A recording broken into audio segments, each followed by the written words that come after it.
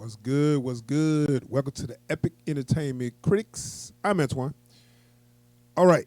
So as promised, very late, but I'm going to do a review on Halloween Ends. I saw this movie about 3 weeks ago, and I've been meaning to do a review, and I know it's late, but I'm going to go ahead and just do it because I want to do it. And plus, I did reviews for the other two, so I want to go ahead and finish that trilogy up. So, Halloween Ends came out um, about close to Halloween, and this is the third chapter in the reboot of the Halloween Michael Myers. I'm about to call it trilogy. Well, I guess trilogy. Now it's a trilogy, but but yeah. They if anybody didn't know how the story was, the first movie is canon, the 1978 Halloween, and then the everything after Halloween 2, 3, 4, 5, 6, I think it was up to 8. That's all wiped out, and the Halloween that came out in 2018 is considered the actual sequel. So none of those plus that had happened.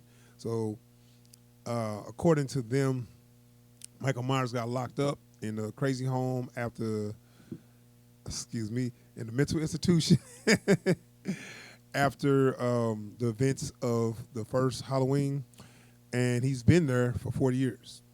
So he's been in the mental institution for 40 years, hasn't talked, just I guess stare at the wall or whatever.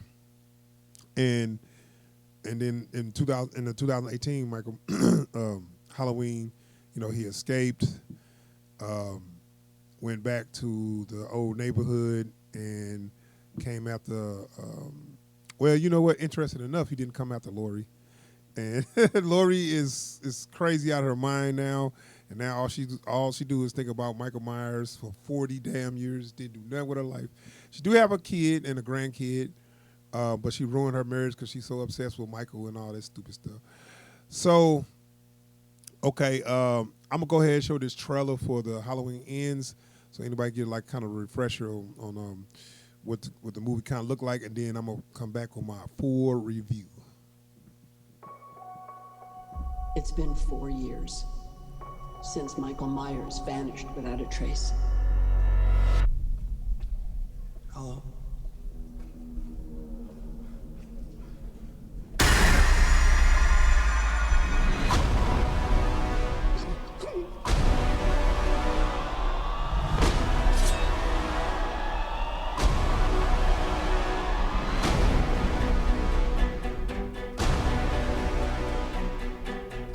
I was certain that I saw him watching me. You pretend like you moved on, but you're actually just obsessed with death. What are you gonna do when Michael comes back for you? Because he is coming. But this time, something feels different. He's more dangerous.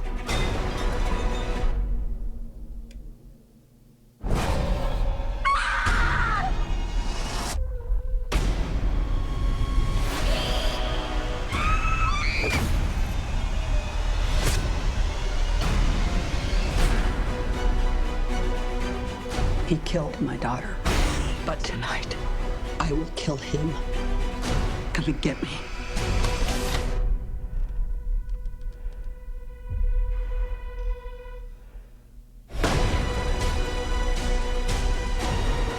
Lori! Maybe the only way he can die is if I die too. It all ends now.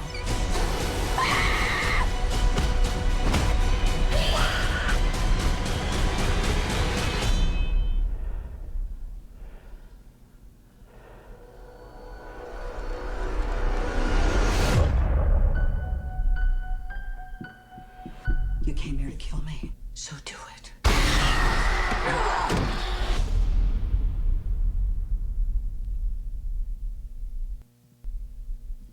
Okay. Halloween Ends. Now, this is going to be a spoiler discussion, so I figure by this time, if you want to see the movie, you probably seen it. So, and of course, I put in in that title, it's just going to be spoilers because I just want to talk about it. You got to talk about stuff that the trailer, because the trailer's misleading and that they kind of didn't reveal a lot of the stuff in the marketing until you see the movie. You be like, oh wow, this is the direction they're going. Okay, so this is 4 years after the events of Halloween Kills, which is my favorite in the new trilogy, by the way. I know a lot of people don't agree, but I will argue my point on that later. But it's been 4 years since Halloween Kills, and Halloween Kills was the next day, right after the first Halloween. So 4 years, Michael has disappeared because they didn't catch him, and for some reason they're going back to, celebrating Halloween and trick or treating.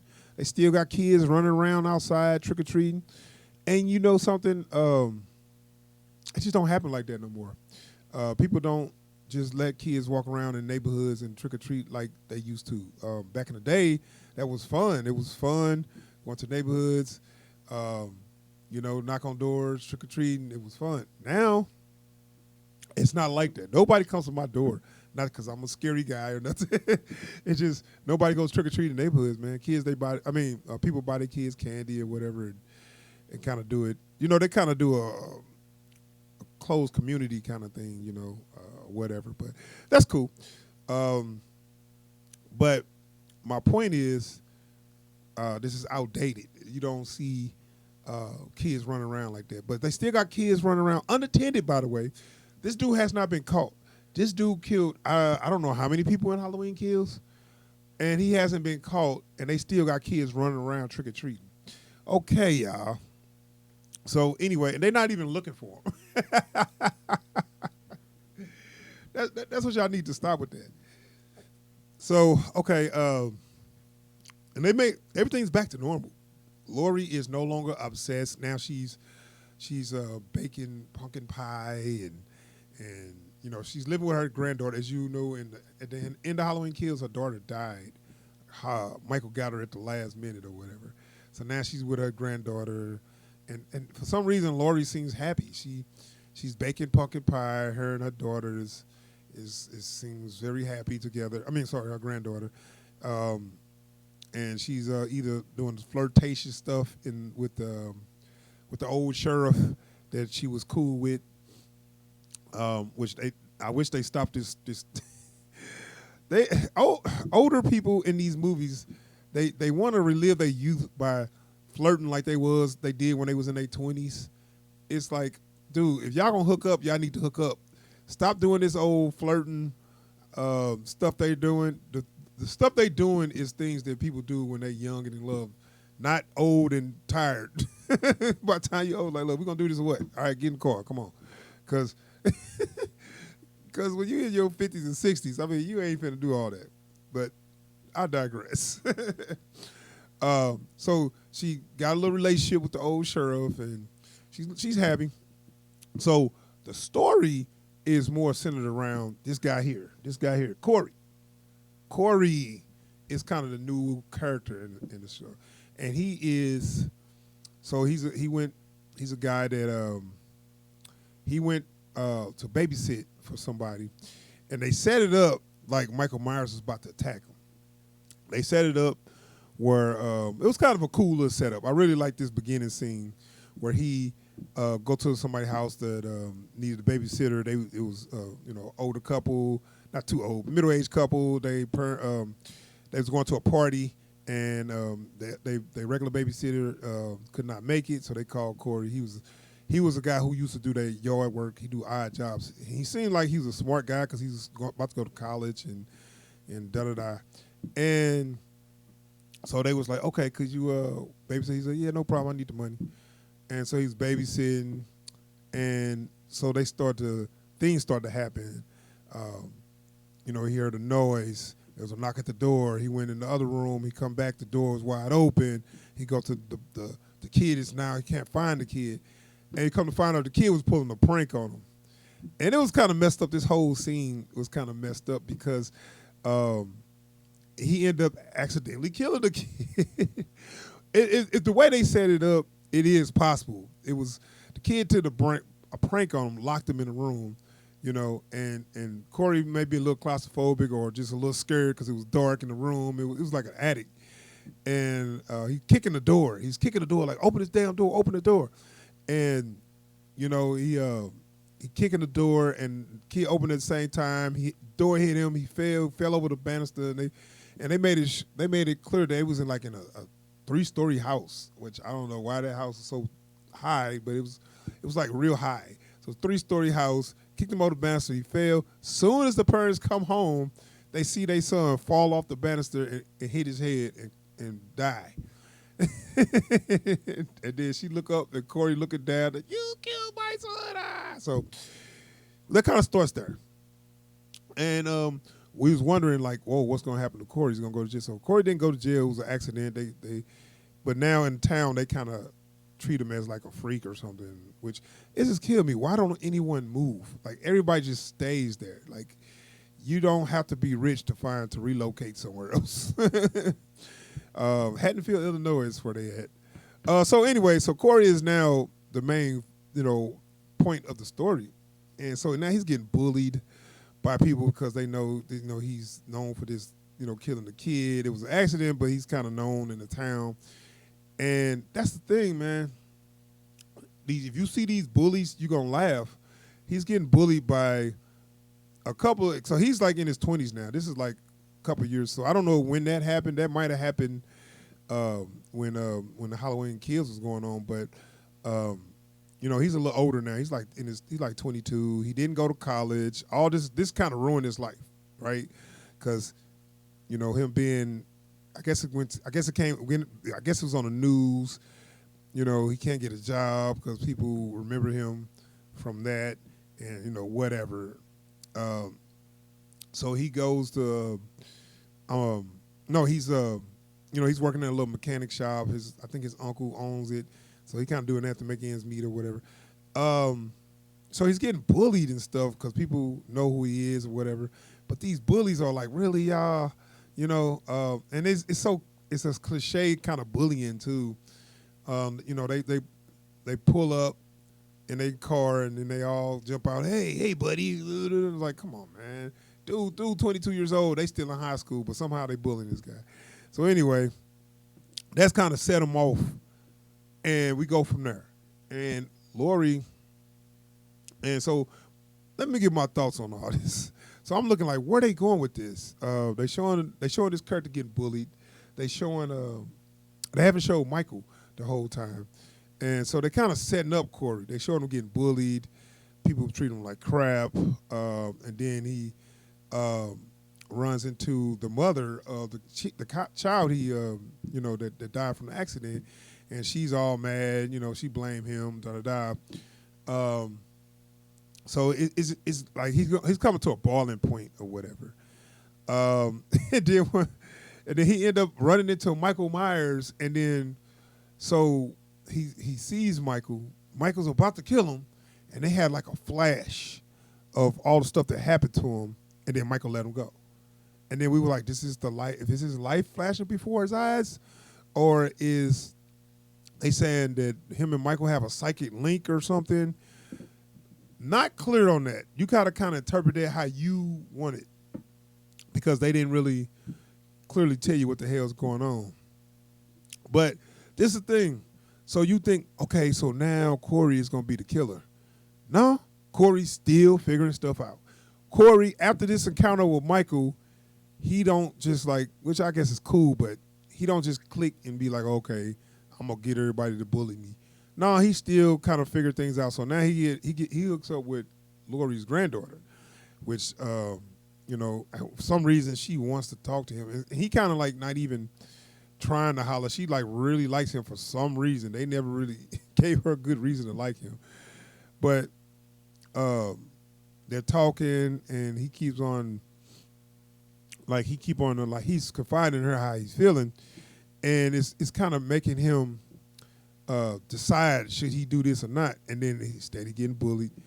For some reason, the bullies keep coming back. And then, her granddaughter is, she like it's a guy who likes her. So he's, starting trying to bully him too. it's kind of ridiculous. I don't see a grown person getting bullied like this, but okay. So he go back to Michael and say, how do you do this? How do you? I guess he asking him, how does he be evil? How do you kill? I'm not sure, but Michael don't say nothing, of course. Maybe he psychically tell him, okay, this is what you do. You get you a knife. You go find somebody you get on your nerve. Stick their ass. No. I mean, I don't know what the fuck he gonna say. But so he go out and he go find somebody to kill or whatever. Somebody that he barely know. Oh, so stupid, man. I didn't care for this movie, by the way.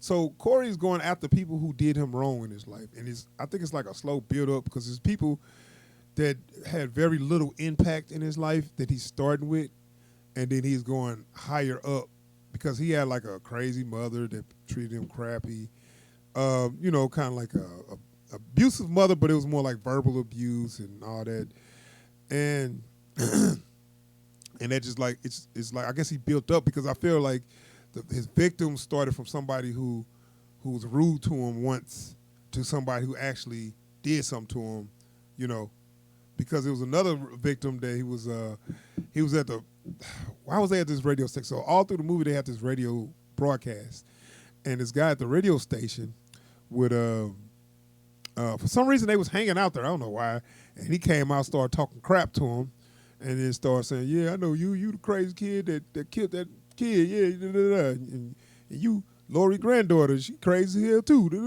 so he was talking crap, okay. So he ended up getting him back. And so I was like, these people really didn't do you that much harm. So, and also I forgot to mention, Michael is kind of weakened. So he go to Michael, and he takes the mask. He goes to Michael, and he takes the mask. And he kind of pushed Michael over. Michael is weakened from the last movie. You see the last movie, they shot him, stabbed him, hit him with a car, bludgeoned him, and he just didn't die. But he's weakened. It's been 4 years, though. Maybe it's age. Maybe because he is like in his 60s.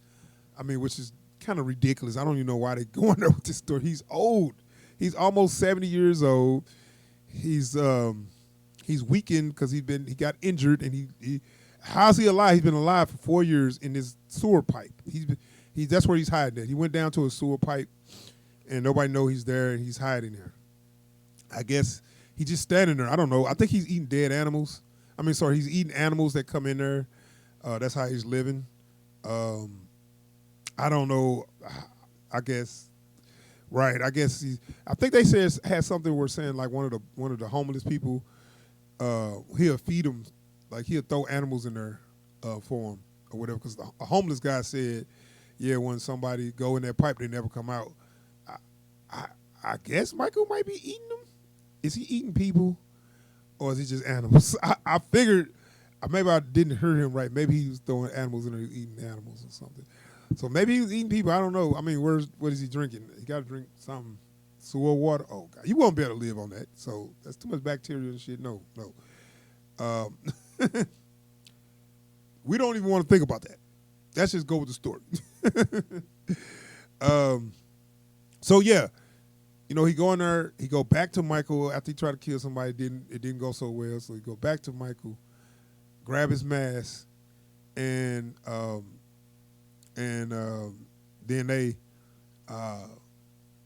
and then he went on a little killing spree. So Corey went on the killing spree, and the kills wasn't bad, but it wasn't Michael. It was Corey. He went on the killing spree. He killed everybody who did him wrong, which I said.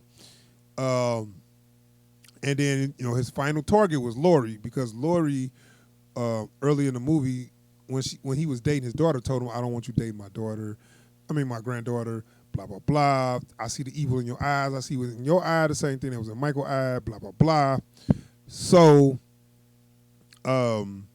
his final target is Lori so he can be with the girl. He said he's going to leave Haddonfield, which, I don't know what the holdup is. I would have been gone. Haddonfield, Illinois, where is that at?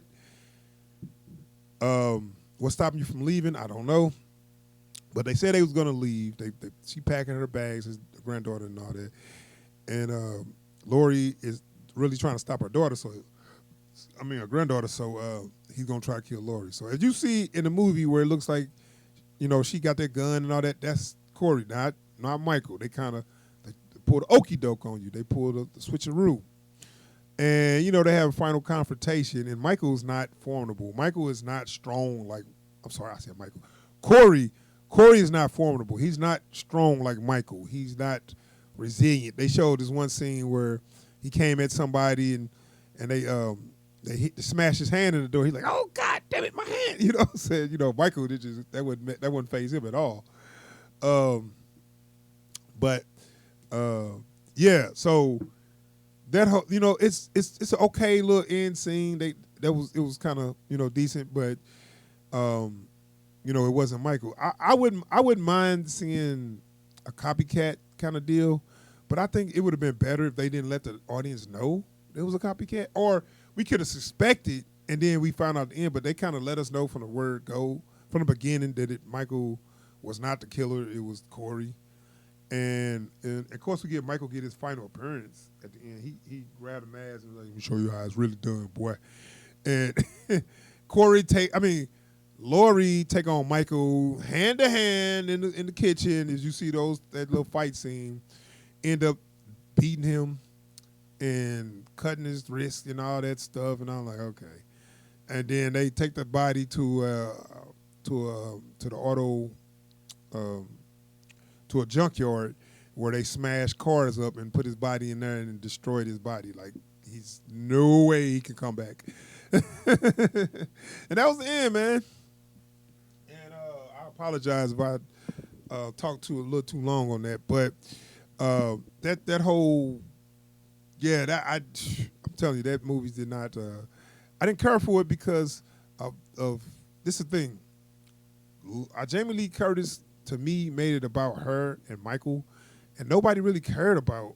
My opinion, I didn't care about her and Michael. I cared about Michael as the killer, as what was going on there. But once they decided that Lori wasn't his sister, I think they changed everything. That one choice, to me, changed this whole series. Once you took away Lori as his sister, once you said Lori's not his sister, which I thought was actually a good idea, you destroyed that whole reason for Lori to beat her.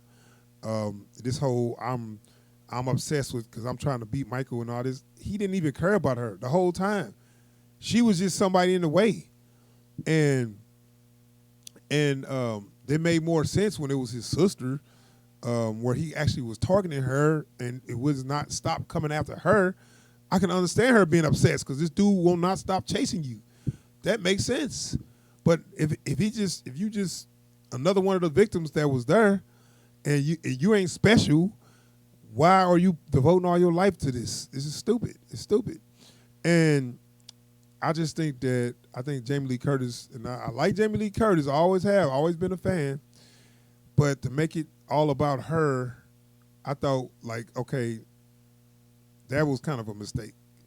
And now they made it look like the brawl for it, or like it's like a heavyweight boxing match against Lori versus Michael, the fight y'all wanted to see. I didn't want to see that. And I don't know why they, set it up like that. So I think it was a mistake to focus on the character of Lori. Lori wasn't that interesting of a character. She's just the one that survived the first one. So, I didn't like that idea. And Halloween is done. Michael is done. He's not coming back. They killed the franchise. I don't want to see him no more. You killed the franchise. And y'all made sure that franchise is done by destroying the body. Now, you can't say, oh, this wasn't Michael. This was just another old guy. They took his mask off. I guess they knew what he looked like. They still didn't, for real, show his face. They only showed kind of like the back, his back of his head, a little bit, his ear. But you never get to see his face. And I was just thinking, I like out of all the Halloweens, I like Rob Zombie's.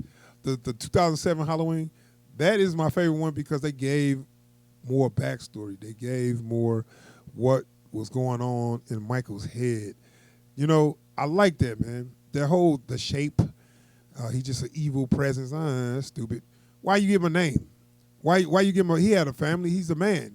He's just a man. All right, so that is Halloween Ends. And that's my spoiler discussion. I'm gonna wrap it up. I did like some things. I just didn't like the direction they took. I feel like they could have either went one way. Like the story of Corey actually would have been a decent movie on his own. It's kind of like how bullying can turn you a certain way. They kind of went there with that. But right now, it didn't go.